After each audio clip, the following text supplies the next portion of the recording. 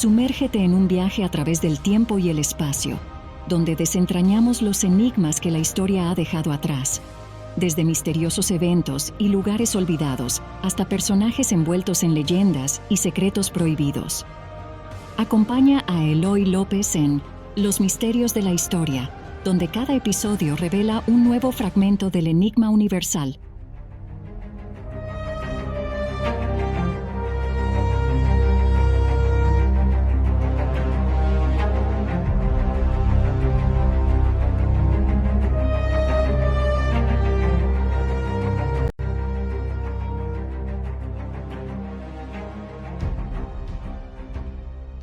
Partamos de una base, de un principio, de un nexo que nos haga ir de la mano para comprender primero el enunciado, que a continuación os diré, y segundo, la audición de lo que a continuación voy a exponer.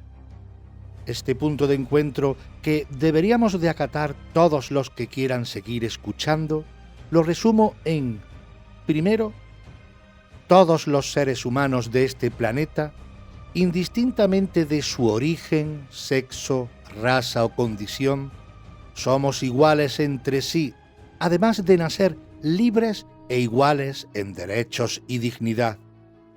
Esto no lo digo yo, lo dice la Declaración Universal de los Derechos Humanos, documento histórico que fue proclamado por la Asamblea General de las Naciones Unidas en París el 10 de diciembre de 1948. Y segundo, al nacer todos, absolutamente todos, de la misma forma, del vientre de una madre, y trascender todos, absolutamente todos, de la misma forma, cada uno en su momento y circunstancia, se nos iguala en un hipotético inicio y final de nuestro periplo por esta vida, indistintamente de lo ocurrido en el transcurso de esta. Dicho esto, aconsejo a aquel que no esté totalmente de acuerdo con estas dos premisas, abandone la escucha, pues aunque esto no es un medicamento, puede alterar gravemente la salud del hipotético oyente que esté en desacuerdo con estas dos simples y llanas proposiciones. Una aclaración. Para nada, pero ni en sueños, aunque cuando termine esto se me pueda acusar, no soy antisemita. Todos tenemos un ticún que cumplir, y eso sí que es sagrado, aunque no lo comprendamos. Es por lo que no debemos de juzgarlo. ¿Qué estoy haciendo yo si no es juzgar? Si demostrar con hechos irrefutables la sangrante sinrazón que el pueblo judío está haciendo con el pueblo palestino, ¿estoy juzgando? Bien, pues como todos también tengo mi ticún. ¿Escuchas? Israel, el pueblo de las mentiras. Un invento religioso más.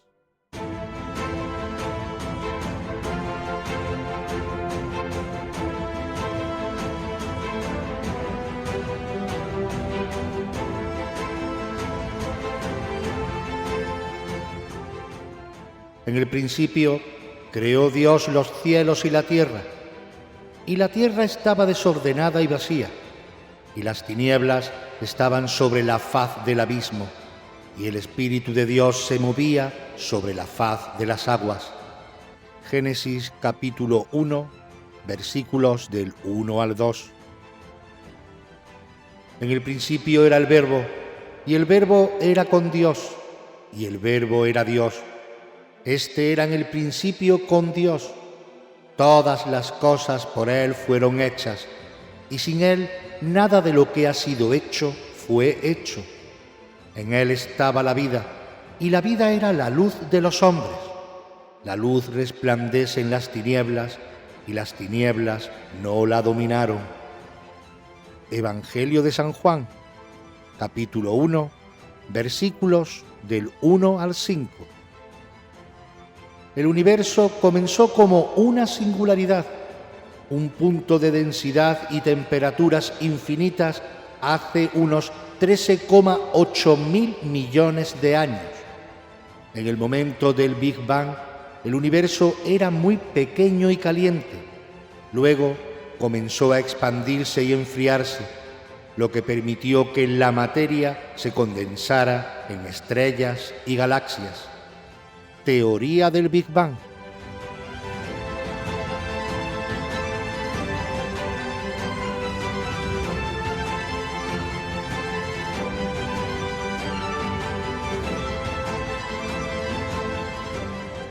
Las religiones abrahámicas. Ellas tienen su propio discurso sobre el principio y también sobre su propio inicio, como religiones, digo.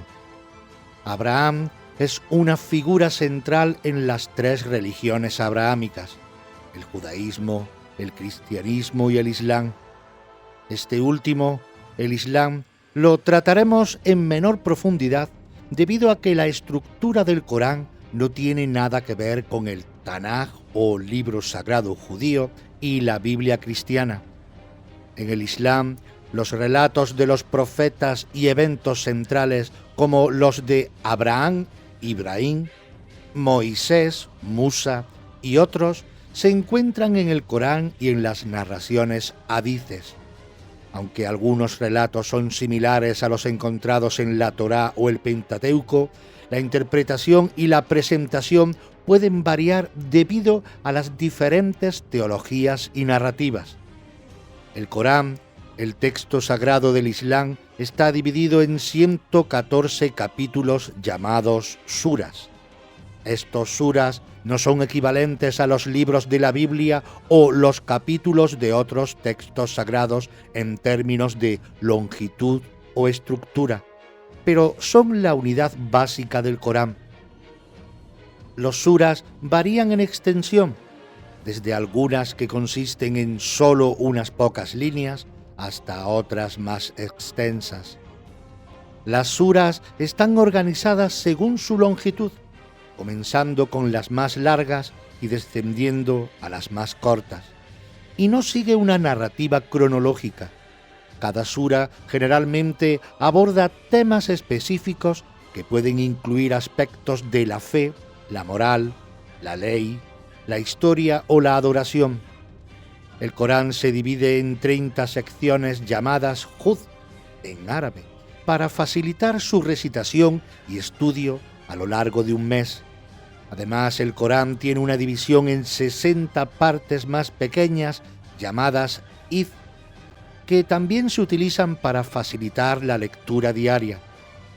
Las suras en el Corán no tienen títulos distintos, sino que se identifican por números y a menudo llevan nombres que corresponden a temas o palabras clave dentro de cada sura. El orden y la estructura del Corán no siguen el mismo patrón que se encuentran en el Tanaj o la Biblia. Mientras que el Tanaj y la Biblia tienen una disposición específica de libros y secciones, con narrativas y temas que se desarrollan a lo largo de esos libros, el Corán tiene su propia organización. Una vez aclarado esto, comencemos a hablar del origen de las religiones que no del universo, aunque ellas sí quieran explicarlo, erróneamente, claro está.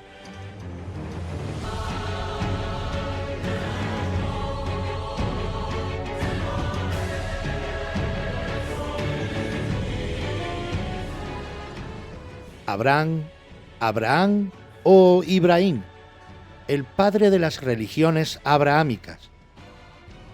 Su historia se relata en la Torá del Tanaj y en el Pentateuco dentro del Antiguo Testamento de la Biblia, específicamente en el libro del Berist y Génesis, respectivamente. Según la tradición, Abraham es considerado el padre de las tres principales religiones monoteístas y es un personaje de gran importancia en la historia religiosa y espiritual. El origen de Abraham se ubica en la ciudad de Ur, que estaba ubicada en la región que hoy es conocida como Irak, en Mesopotamia, alrededor del siglo XIX a.C. En ese momento, Ur era una ciudad sumeria y formaba parte de una civilización altamente avanzada. Según los textos sagrados, Abraham era inicialmente un pagano que adoraba a múltiples dioses. Sin embargo, Dios lo eligió para ser el padre de una nación que adoraría al Dios único, Jehová. La historia de Abraham comienza con un llamado divino en el cual Dios le pide que abandone su tierra natal y su parentela y se dirija a una tierra que Dios le mostrará. Abraham obedece y junto con su esposa Sara y su sobrino Lot parte en un viaje que lo lleva a la tierra de Canaán. A lo largo de su vida, Abraham tiene varias experiencias y encuentros con Dios, incluyendo la promesa de que sería el padre de una nación numerosa. Según continúa el relato, Abraham y su esposa Sara, que en ese momento se llamaba Sarai, no podían tener hijos debido a su avanzada edad. Sara, deseando que su esposo tuviera un heredero, le propuso a Abraham que tomara a su esclava egipcia llamada Agar como concubina para que pudiera tener un hijo con ella. Todo esto antes de la promesa que le dio Yahvé a Abraham, que así se llamaba antes de todo el conflicto escrito en el Tanaj y la Biblia. Abraham aceptó la propuesta de Sara y Agar concibió un hijo con Abraham, al que llamaron Ismael. Este es considerado en la tradición como el hijo mayor de Abraham. Con el tiempo, Abraham y Sara finalmente tienen un hijo llamado Isaac, quien a su vez se convierte en un personaje importante en la historia bíblica. La descendencia de Abraham continúa a través de su hijo Isaac y más tarde a través de los descendientes de Isaac, Jacob y sus 12 hijos, que se convierten en las 12 tribus de Israel. Mas esto lo aclararemos más tarde.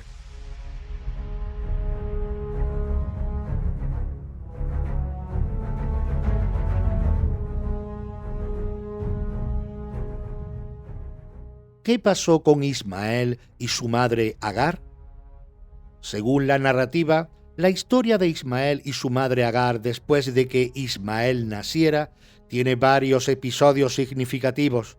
Vamos a resumir algunos de los momentos clave. Después de que Sara finalmente concibió y dio a luz a Isaac, surgió un conflicto entre ella y Agar, debido a los celos y la rivalidad entre sus respectivos hijos.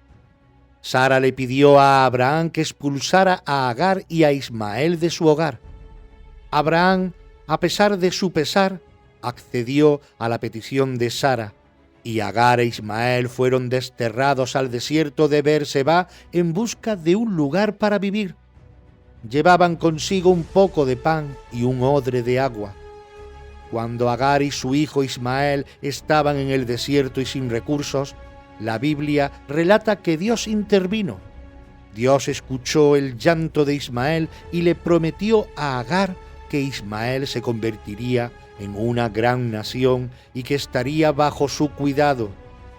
Un pozo de agua milagroso también apareció en ese momento, lo que les permitió sobrevivir. Agar e Ismael vivieron en el desierto de Beerseba y se establecieron allí. E Ismael creció en el desierto, convirtiéndose en un hábil arquero.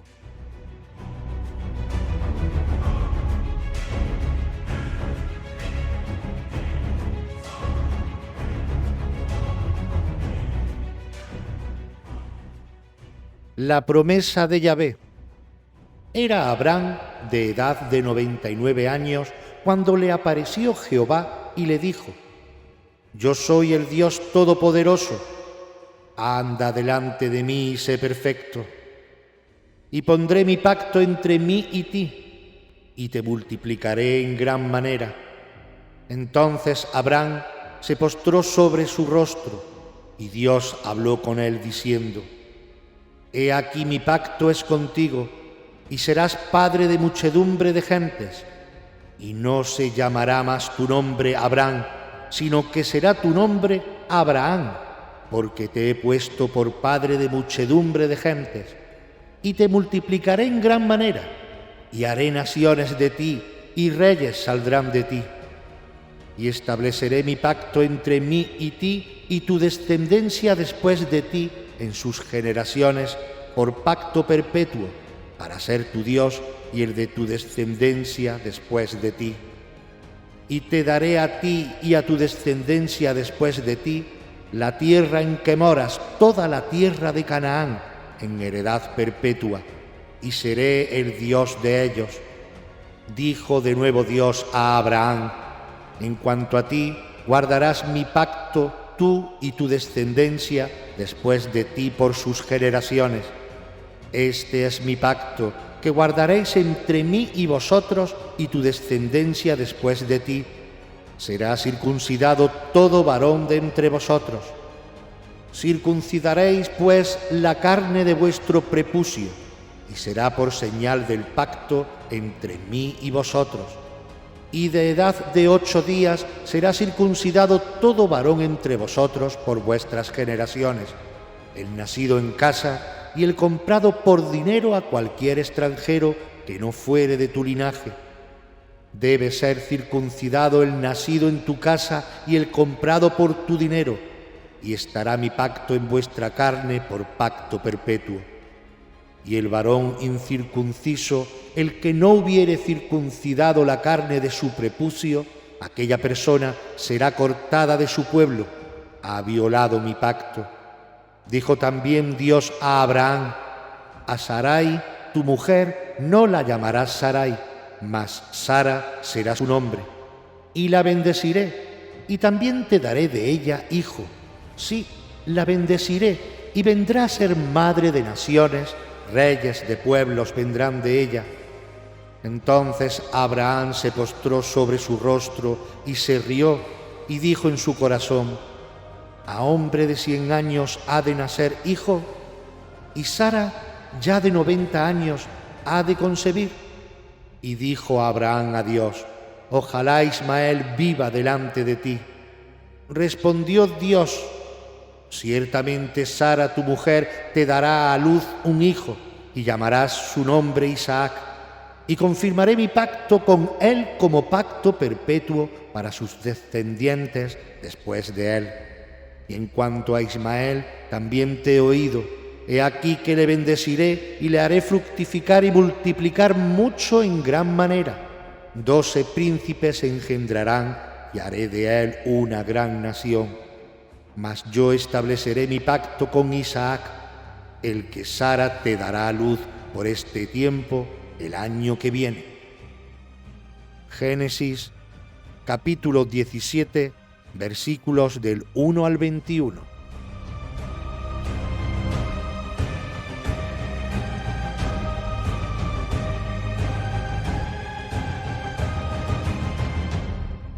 Dos hermanos, dos destinos, dos pueblos, y uno solo el elegido.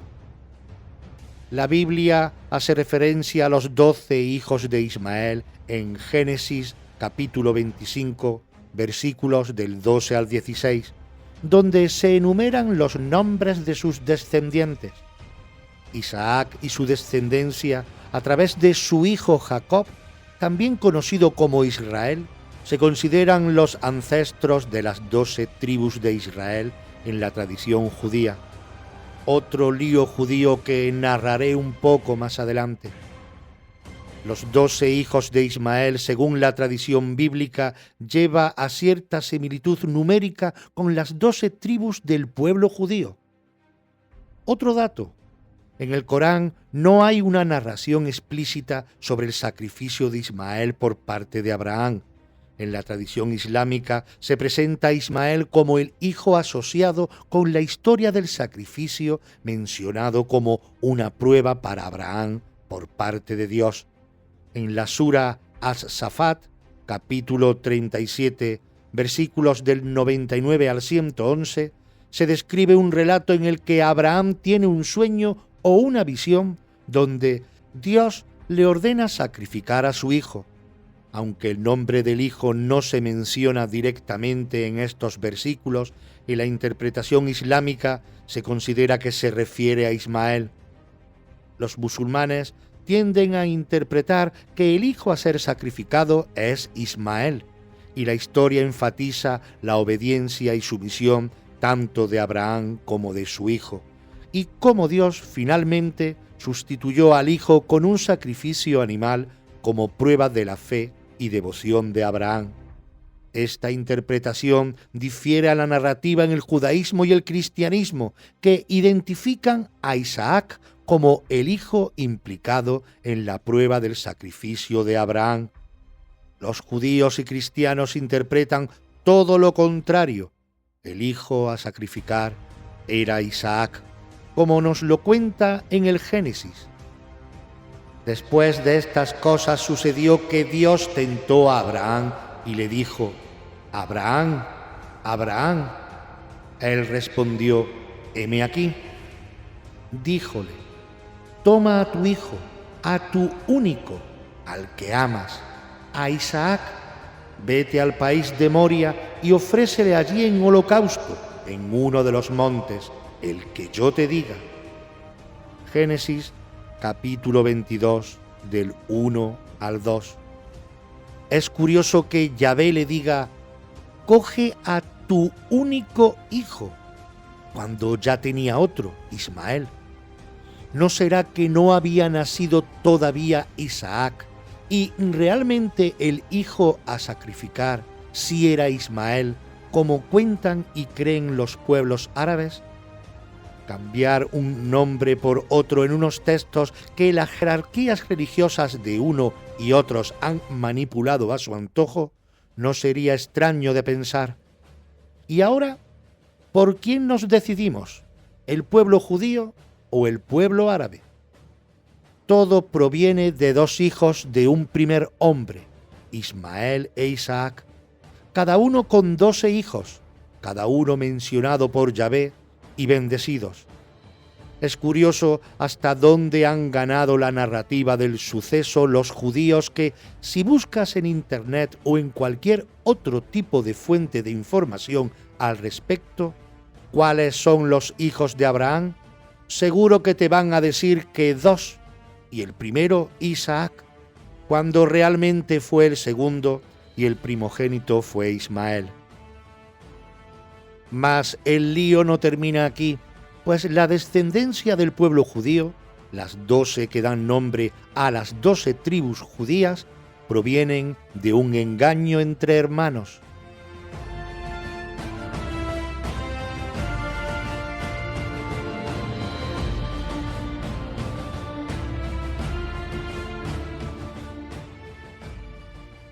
La descendencia de Isaac. Isaac se casa con Rebeca, con la que tiene solamente 2 hijos, Esaú y Jacob. Aunque Esaú y Jacob eran gemelos y ambos tenían un papel crucial en la historia bíblica, la importancia atribuida a Jacob se debe principalmente a ciertos eventos y decisiones que influyeron significativamente en el curso de la historia del pueblo de Israel. Se dice que Esaú vendió su primogenitura a Jacob por un plato de lentejas. Este acto tuvo implicaciones significativas, ya que la primogenitura solía otorgar derechos especiales y bendiciones. Esta venta de la primogenitura a Jacob indica una preferencia por la línea de Jacob para las bendiciones paternales y el liderazgo de la familia. Mas lo que realmente ocurrió fue: Isaac, el padre de ambos, tenía la intención de bendecir a Esaú, pero Jacob, con la ayuda de su madre, Rebeca, engañó a Isaac y obtuvo la bendición destinada a Esaú. Este evento fue crucial, ya que marcó el momento en que la bendición y el liderazgo familiar se transfirieron a Jacob, aunque a través de engaño. Génesis capítulo 27, versículos del 1 al 46. Esaú se convirtió en el padre de los edomitas, mientras que Jacob, cuyo nombre fue cambiado a Israel, se convirtió en el patriarca de los israelitas, cuyos descendientes formaron las 12 tribus de Israel. Por lo tanto, en términos de la narrativa bíblica y de su linaje común, se puede decir que los edomitas y los israelitas son hermanos en una línea ancestral. Históricamente, los edomitas y los israelitas tuvieron relaciones y conexiones debido a su proximidad geográfica en la región. A pesar de compartir un origen familiar, sus historias y relaciones posteriores se vieron marcadas por conflictos y tensiones, y ambos grupos tomaron caminos separados en términos culturales, religiosos y territoriales a lo largo de la historia. El pueblo edomita descendiente de Esaú, también conocido como Edom, es una antigua civilización que habitó principalmente en la región montañosa al sureste del Mar Muerto, en lo que hoy es Jordania y partes de Israel. La historia de los edomitas está conectada con la historia de los israelitas en la Biblia y tuvo una influencia significativa en la región. Los edomitas llegaron a negarse a permitir el paso de los israelitas durante su éxodo desde Egipto. Este fue uno de los primeros enfrentamientos que tuvieron entre ellos. De esos lodos, estos barros.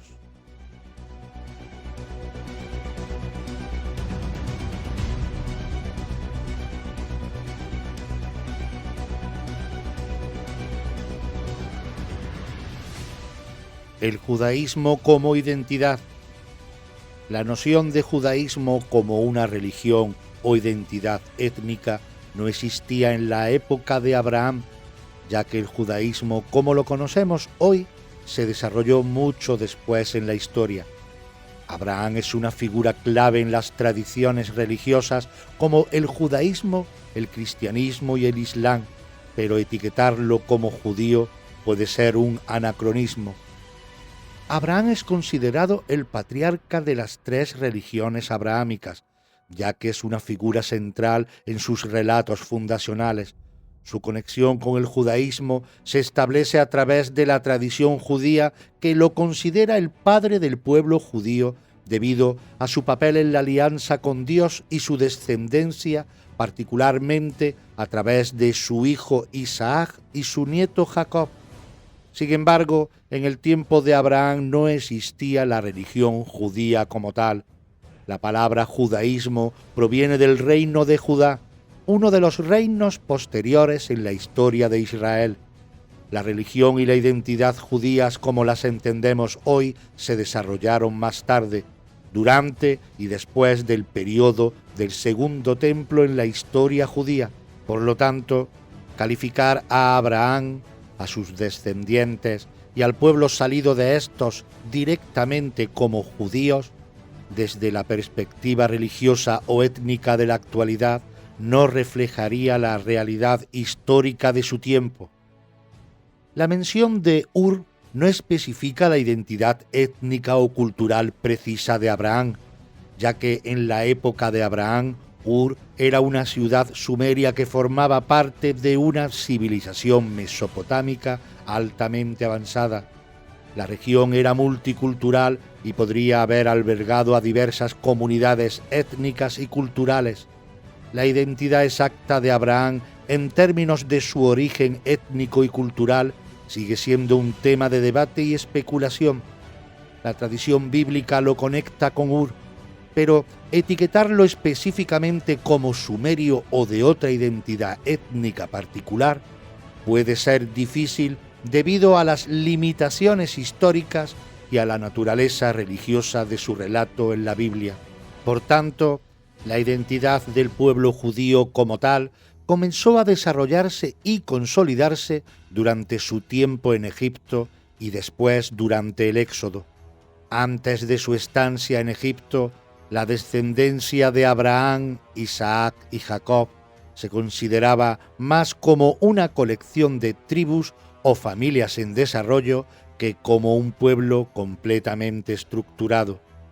Después del Éxodo, los israelitas recibieron la ley en el monte Sinaí, como se relata en los textos sagrados, que incluía los 10 mandamientos y otras leyes y reglas que formarían la base de su identidad religiosa y moral.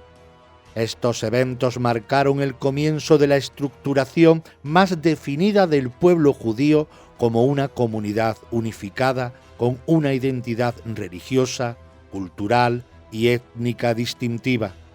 Es por tanto que Moisés no sacó al pueblo judío de Egipto, pues éste como tal no existía todavía. Ellos eran hicsos, migrantes que llegaron de Canaán a las tierras de Egipto. Otro invento más de este extraño pueblo. ¿Cómo llegó esa colección de tribus o familias en desarrollo a Egipto? La historia cuenta que durante un periodo de hambruna en la región de Canaán, donde residían, Jacob envió a sus hijos a Egipto para comprar alimentos, ya que en ese momento Egipto tenía reservas de grano debido a la sabiduría de José, uno de los hijos de Jacob. José, que había sido vendido como esclavo en Egipto años antes por sus propios hermanos, se había convertido en una figura prominente en la corte egipcia, interpretando sueños para el faraón.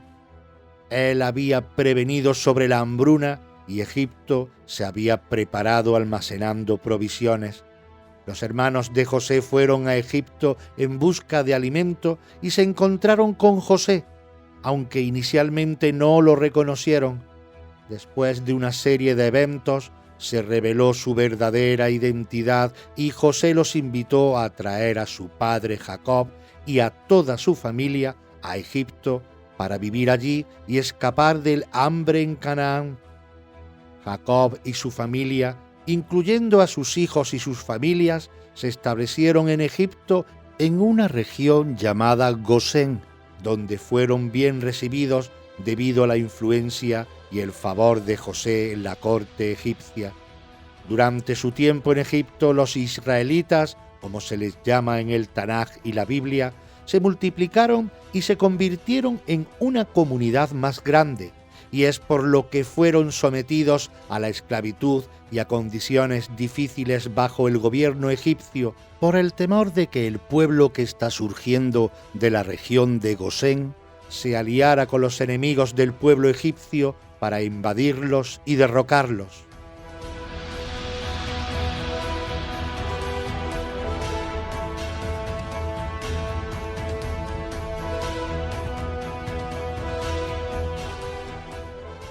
Un monoteísmo no muy claro que estuviera vivo en las tribus que habitaban en Gosén.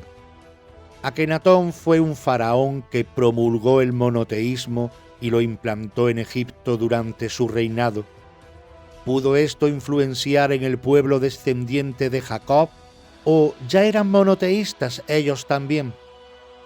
Hay un debate en curso sobre la influencia de Akenatón y su intento de establecer el monoteísmo en Egipto en relación con las creencias religiosas de los descendientes de Jacob en esa época.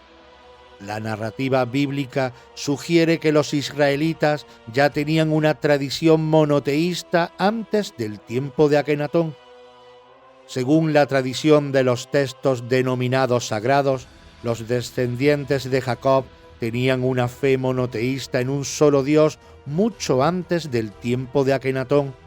Su relación con Yahvé, Dios, se remonta a los patriarcas, Abraham, Isaac y Jacob, quienes se presentaron como adoradores de un solo Dios.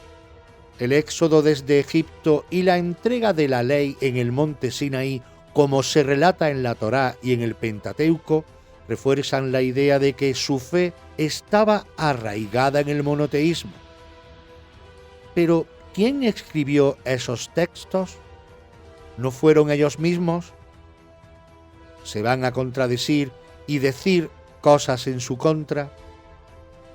Sin embargo, algunos académicos han especulado sobre la posibilidad de que Akenatón, el promulgador al culto al dios Atón, como una deidad suprema, pudiera haber influido indirectamente en la evolución de las creencias monoteístas en otras regiones o culturas.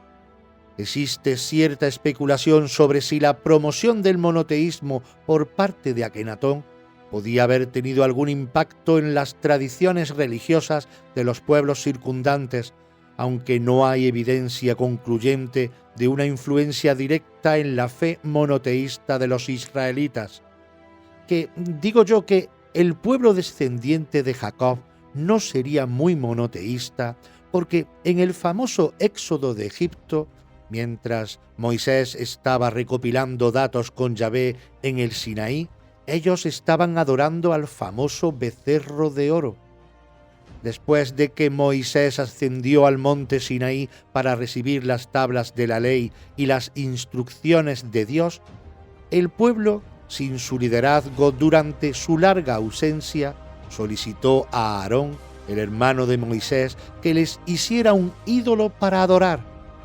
Aarón accedió a sus peticiones y les pidió que donaran sus joyas de oro, con las cuales creó un becerro de oro fundido.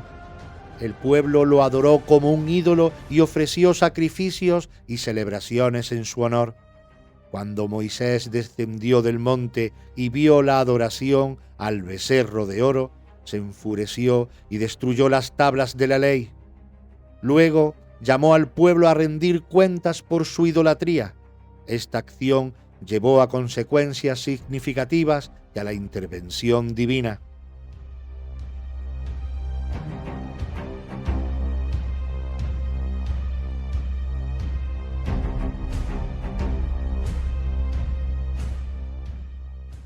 Hagamos un pequeño resumen de lo que llevamos hasta ahora. El padre del pueblo judío, Abraham, no era judío, pues nació antes de que este pueblo existiera como tal. Era como poco sumerio. Es más, fue su nieto Jacob, después llamado Israel, del que nacieron las 12 tribus que empezaron a formar ese embrión de pueblo. Si nos atenemos estrictamente al Génesis, no fue el primogénito de Abraham el padre de Jacob, fue su hermanastro Isaac. Ismael, el primogénito, fue repudiado por Abraham después de que Sara, la esposa legítima de éste, lo indujera para que lo expulsara a él y a su madre. Ismael, según la tradición, se convirtió en el ancestro de los pueblos árabes, mientras que Isaac fue el ancestro de los israelitas, que más tarde serían conocidos como el pueblo judío. Esta división y relación entre los descendientes de Ismael y los de Isaac establece un aspecto de la complejidad en las relaciones históricas y contemporáneas entre los pueblos árabes y los judíos, enemigos mortales desde hace tiempo inmemorable y hoy en día más. Curiosa disyuntiva: Abraham, padre de los dos pueblos, el judío y el árabe. Cierto es también que realmente Jacob, al que después se le llamó Israel y del cual nacieron las 12 tribus del pueblo judío, fue el elegido sin ser él el primogénito debido al engaño que él y su madre maquinaron. Como hemos comentado anteriormente, la bendición paterna era de gran importancia en la tradición familiar y se consideraba una especie de herencia espiritual y material. Jacob, con la ayuda de su madre, se disfrazó para parecerse a su hermano Esaú y recibió la bendición de su padre Isaac, aunque Isaac creía que estaba bendiciendo a Esaú. Esta manipulación llevó a tensiones significativas entre los hermanos y a una ruptura en su relación. Esaú se sintió traicionado y buscó venganza, mientras que Jacob huyó para protegerse de la ira de su hermano. La narrativa es clara: Isaac bendijo mediante engaño al hijo equivocado y de él, el hijo que lo engañó, nació las 12 tribus de Israel, por lo que el pueblo judío proviene del engaño. Podemos pues sintetizar que el pueblo judío y sus 12 tribus son la consecuencia de una mentira. pues de haber sido el hermano gemelo de Jacob, el descendiente de Abraham, como así debería de haber sido, la historia seguramente hubiera sido otra.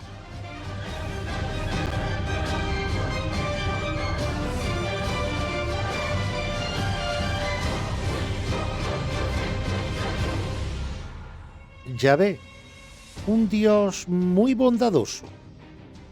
Es curioso que todo esto realmente empieza con una alianza entre un hombre y un presumido o presumible Dios, ese tal Yahvé. Con aliados como Yahvé no quiero enemigos. Un Dios que, entre otras cosas, convierte el agua del Nilo y otras fuentes en sangre, lo que causa la muerte de los peces y hace que el agua sea inutilizable. Las ranas invaden el país llenando casas, camas y hornos.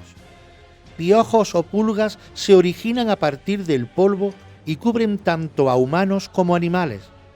Moscas o tábanos invaden Egipto causando molestias y destrucción.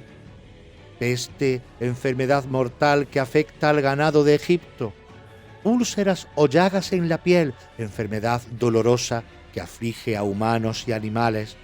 Tormenta de granizo que daña las cosechas y mata a animales que están al aire libre. Plaga de langostas que devora lo que quedaba de los cultivos. Una oscuridad total y espesa cubre Egipto durante 3 días, excepto en la tierra de Gosén, donde habitaban los israelitas. Muerte de los primogénitos, la plaga más devastadora, donde el ángel de la muerte mata a todos los primogénitos egipcios desde el faraón hasta los animales, excepto en las casas marcadas con la sangre de un cordero en los dinteles, donde los israelitas estaban protegidos. Estas plagas fueron señales y juicios enviados por Dios para demostrar su poder sobre los dioses egipcios y para forzar al faraón a liberar a los israelitas de la esclavitud. Pero esto no queda ahí. Una vez fuera de Egipto, cuando Moisés baja del monte Sinaí con los mandamientos que su supuesto Dios le ha dicho, en los cuales el número 5 es «no matarás», al ver que le han dado la espalda a Yahvé adorando a un becerro de oro, Moisés, al grito de «a mí los de Yahvé», él les dijo: «Así dice Yahvé, el Dios de Israel, cíñase cada uno su espada al costado, pasad y repasad por el campamento de puerta en puerta y matad cada uno a su hermano, a su amigo y a su pariente». Cumplieron los hijos de Leví la orden de Moisés y cayeron aquel día unos 3000 hombres del pueblo. Éxodo capítulo 32, versículos 27 y 28. Madre mía con el Dios de la alianza con su pueblo. Repito, para amigos como este ya no quiero enemigos. Si no le importaba el pueblo elegido masacrándolos a la primera de cambio, ¿cómo iba a tratar a los demás pueblos? Dijo Yahvé a Moisés: «Anda, sube de aquí, tú y el pueblo que sacaste de Egipto, a la tierra que yo prometí con juramento a Abraham, a Isaac y a Jacob, diciendo: a tu posteridad se la daré. Enviaré delante de ti un ángel y expulsaré al cananeo, al amorreo, al hitita, al perisita, al jibita y al jebuseo. Sube a una tierra que emana leche y miel, que yo no subiré contigo, pues eres un pueblo de dura cerviz, no sea que te destruya en el camino».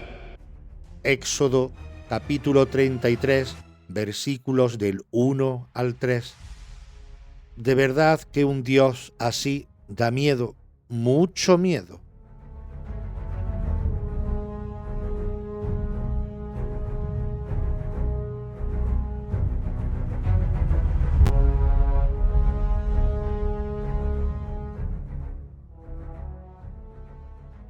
Diáspora del pueblo elegido.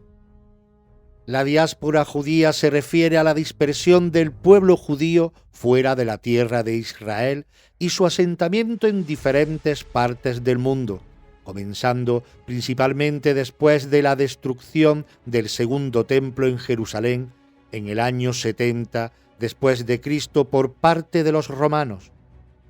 La diáspora judía tuvo múltiples fases a lo largo de la historia y se extendió por numerosas regiones desde Europa hasta el norte de África, Oriente Medio y más allá. Durante su dispersión, los judíos mantuvieron su identidad cultural, religiosa y étnica a través de prácticas religiosas, tradiciones, costumbres y la perseverancia de sus escritos sagrados, la Torá.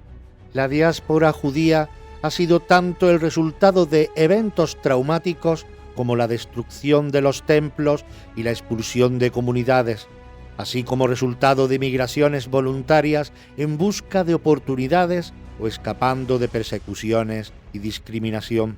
A pesar de las dificultades, la diáspora judía también ha contribuido a la diversidad cultural y al intercambio de conocimientos y tradiciones en las regiones donde se asentaron las comunidades judías.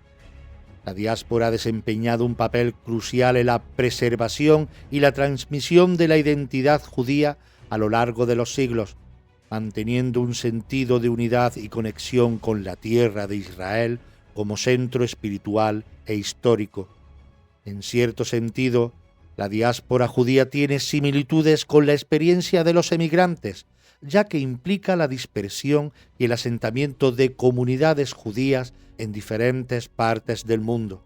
Las comunidades judías mantuvieron una identidad cultural y religiosa única a lo largo de los siglos, preservando prácticas, tradiciones y textos sagrados que han sido fundamentales para la cohesión de la identidad judía. Nunca han querido integrarse con los pueblos donde se asentaban.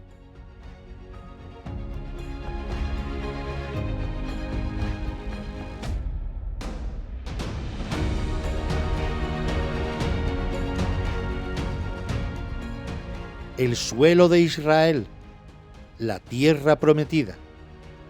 El territorio de lo que hoy conocemos como Israel es la tierra ancestral asociada con el pueblo judío, descendientes de Jacob.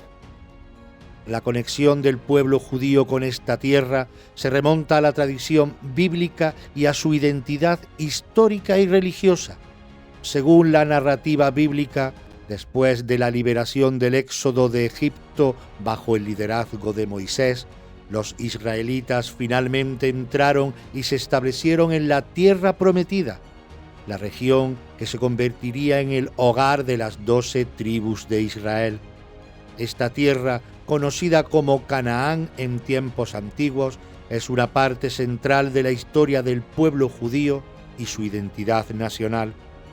El territorio incluye una variedad de paisajes desde la costa del mar Mediterráneo hasta las tierras altas y las llanuras. En la tradición bíblica, esta tierra fue prometida a Abraham y a su descendencia como una posesión eterna. Antes de que se estableciera la historia del patriarca Abraham y su descendencia, la región que ahora se conoce como la Tierra de Israel estaba habitada por varias comunidades y pueblos. La región de Canaán, que abarca gran parte de la tierra prometida en la narrativa bíblica, fue hogar de diversos grupos étnicos y culturales. Se estima que desde tiempos prehistóricos la región ha estado habitada por varias culturas, incluyendo a los cananeos, filisteos, amorreos, hititas y otros grupos. Estas poblaciones tenían sus propias ciudades, sistemas políticos y religiones antes de la llegada de los patriarcas bíblicos. La narrativa bíblica no es la única fuente que registra la historia de esta región. También se han encontrado evidencias arqueológicas que respaldan la presencia de asentamientos humanos y culturas antiguas en este área desde tiempos remotos. Esta región fue un punto de encuentro y convergencia de diferentes pueblos y culturas a lo largo de la historia antigua. La perseverancia del pueblo judío con su tierra prometida es como si los italianos residentes en Roma se levantaran ahora y pidieran los derechos de todo el mundo conquistado por sus antecesores. La analogía que menciono resalta la complejidad de las reclamaciones de tierras o derechos basados en la historia ancestral, lo cual puede ser motivo de tensión y conflicto en varios contextos. En situaciones donde múltiples grupos étnicos o culturales tienen una conexión histórica con una región específica, las reclamaciones de derechos pueden ser complicadas y requerir un examen cuidadoso desde una perspectiva legal, histórica y ética para encontrar soluciones equitativas y pacíficas.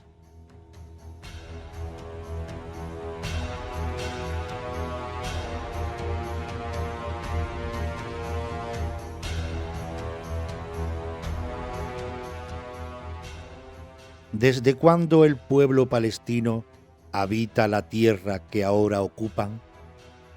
La historia de la presencia de poblaciones palestinas en la región de lo que ahora es Israel y los territorios circundantes se remontan a siglos atrás.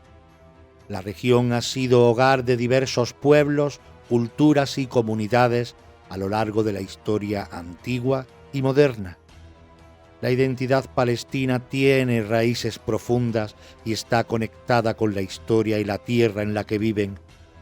El pueblo palestino ha tenido una presencia continua en esta región, con comunidades que han vivido en lo que es ahora Israel y los territorios circundantes durante generaciones. Sin embargo, la historia de la región ha sido compleja y ha experimentado cambios significativos a lo largo de los siglos debido a migraciones, conflictos, cambios políticos y eventos históricos.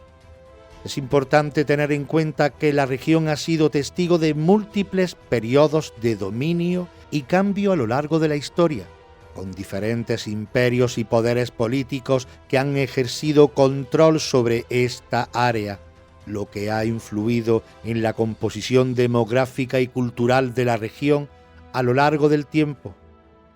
Podríamos decir que los palestinos tienen una diáspora como la judía y sin tierra a la que reclamar porque un pueblo invasor los está echando de su tierra donde vivían y viven desde hace siglos.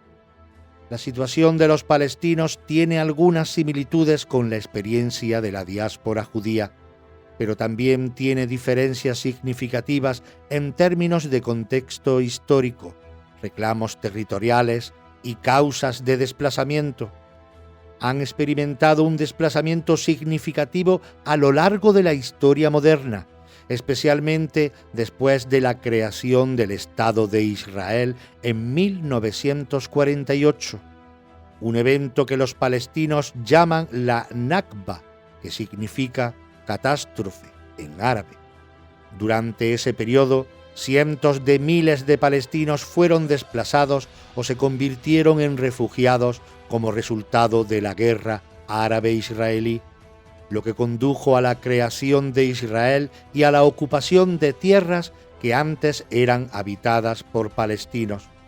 Desde entonces, la situación del pueblo palestino ha estado marcada por desplazamientos, ocupación, conflictos y disputas territoriales con Israel, lo que ha llevado a una gran cantidad de refugiados palestinos dispersos en varios países vecinos y en la diáspora palestina.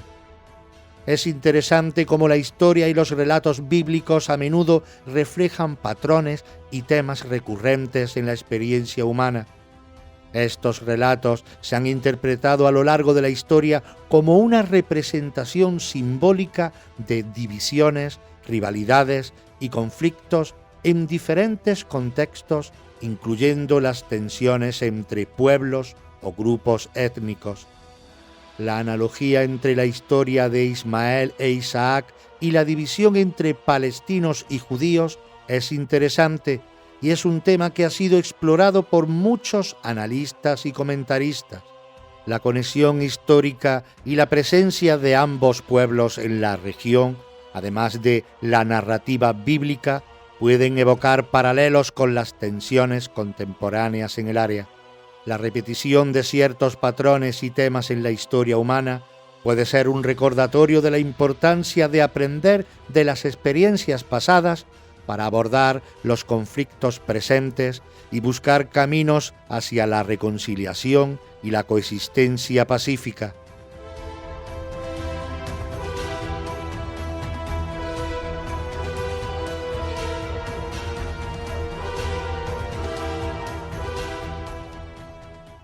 Los gobernantes del pueblo judío están haciendo con el pueblo palestino lo que los gobernantes nazis no consiguieron con ellos: el Holocausto palestino.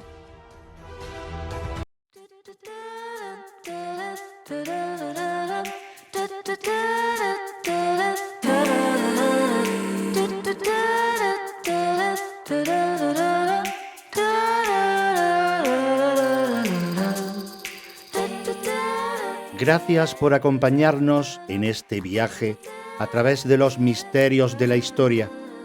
Esperamos haber despertado tu curiosidad y haber aportado nuevas perspectivas sobre los enigmas del pasado.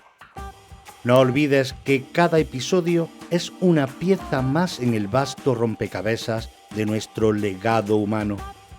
Soy Eloy López y te espero en el próximo episodio de Los Misterios de la Historia, donde continuaremos explorando los secretos que el tiempo ha guardado. ¿Que dónde? Aquí, en Radio Sintonía, en el 106.9 de tu dial de FM y por ende en la onda local de Andalucía. También nos podéis escuchar en Spotify y Amazon Music. Hasta la próxima.